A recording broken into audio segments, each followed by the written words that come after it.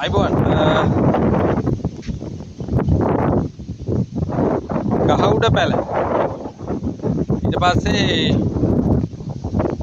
බඩේරුංගු වගා අක්කර ගාන මේ තුමානෙම තියෙන තනිකර බඩේරුංගු තමයි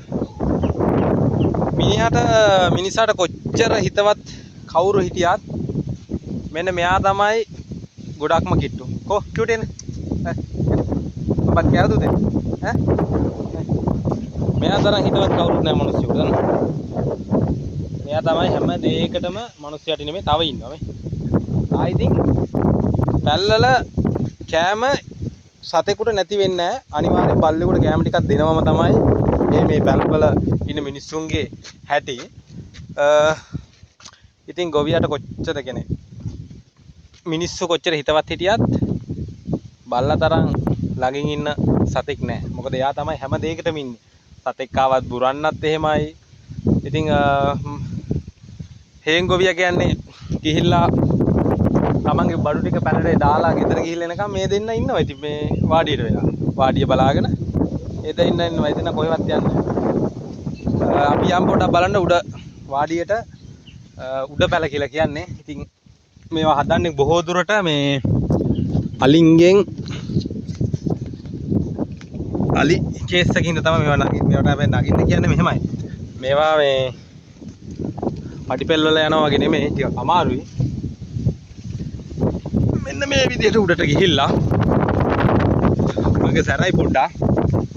මෙතන මේ සැරට අනිවාර්යයෙන්ම වාටියක ගහලා තියෙන්නේ මොකද්ද ලණුවක් දාලා තියෙන පල්ලහැට. මොකද පල්ලහැ තියෙන දෙයක් කට ගන්න ඒසි. ඉතින් මෙන්න මේ විදිහට පැල උඩට ආවා. ටිකක් අමාරු උඩට එන්න. මොකද ෆෝන් එකත් අතින් අල්ලගෙන මේක වැටුනොත් ඔක්කොම ඉවරයි. ඉතින්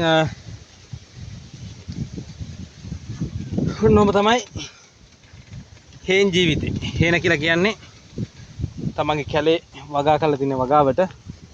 ඉතින් විශේෂ මොකුත් නැහැ වගා කරලා තියෙන්නේ තනිකරම බඩේරුඟු තමයි. ඉතින් මෙච්චර උඩ පැලක් හදන්න ප්‍රධාන හේතුව තමයි අලින්ගි. අලින්ට ඉතින් බිම පැලක් තිබුණොත් නම් ෆ්ලැට් කරලා තමයි යන්නේ. ලුණු පැකට් එකක් එම පැලේ තිබුණොත් සොරිම තමයි. එතකොට උ පුරුදු වෙනවා හැමදාම පැලට එන්න ලුණු වලට හුරු වුණොත්. ඒකින්න බොහෝ දුරට වාඩියේ ලුණු කට්ට තියන්නේ උඩ තමයි.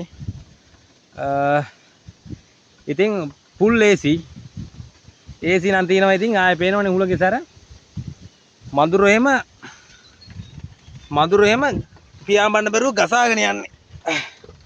මේ ජීවිතේ තරම් සුන්දර ජීවිතයක් නැහැ. ඉතින් මේ මගේ පළවෙනි වීඩියෝ එක තමයි